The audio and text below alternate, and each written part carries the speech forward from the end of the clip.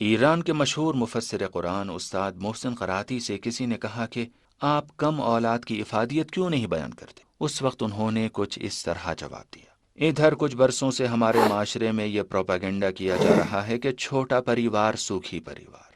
University کے کچھ اساتذہ میرے پاس آئے اور کہنے لگے کہ آپ ٹی وی چینلز پر یہ اعلان کیوں نہیں کر دیتے کہ چھوٹا پریوار سوکھی پریوار؟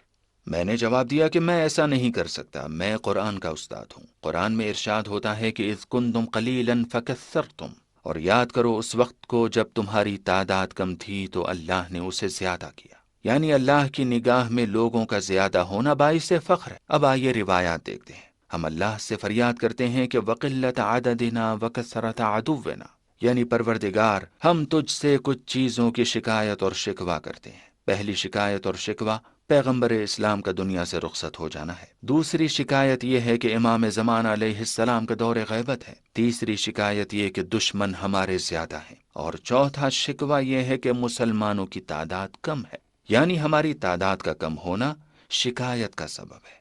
اس اعتبار سے اگر دیکھا جائے تو ہماری تعداد کا زیادہ ہونا باعث مسرت بھی ہے اور باعث فخر بھی۔ ہمارے ذہن میں دو غلط فہمیوں نے جگہ بنا لی ہے۔ پہلی غلط فہمی یہ ہے کہ ہمارے پاس اگر کم اولاد ہوئی تو ہم سب کی اچھی تربیت کر سکتے ہیں، جبکہ یہ سراسر بے بنیاد دعویٰ اور سفید جھوٹ ہے۔ ہمارے معاشرے میں ایسے لوگ موجود ہیں جن کے یہاں بہت سے بچے ہیں اور ہر ایک تربیت یافتہ ہے، سب ایک سے بڑھ کے ایک۔ اور ایسا بھی ہوتا ہے کہ ایک شخص ہے جس کے پاس دو بچے ہیں اور دونوں نالائق۔ ہمارے پاس کوئی علمی اور سائنٹیفک دلیل نہیں ہے جس کی بنیاد پر یہ کہا جا سکے کہ اگر بچے کم ہیں تو ان کی تربیت اچھی ہوگی۔ اور دوسری غلط فہمی یہ ہے کہ آمدنی نہیں ہے، پیسہ نہیں ہے۔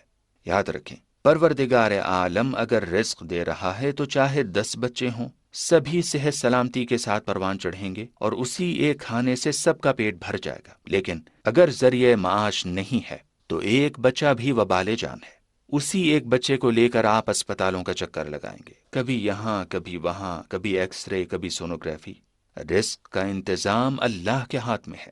اللہ فرماتا ہے نحن نرزقہم، ہم انہیں رزق دیتے ہیں، تم خیال کرتے ہو رزق تمہارے ہاتھ میں ہے؟ جی ہاں، ایک حدیث موجود ضرور ہے کہ اولاد کا کم ہونا زندگی کی آسانی کا سبب ہے۔ زندگی آسان ہے، لیکن آسان کا مطلب بہتر نہیں ہے۔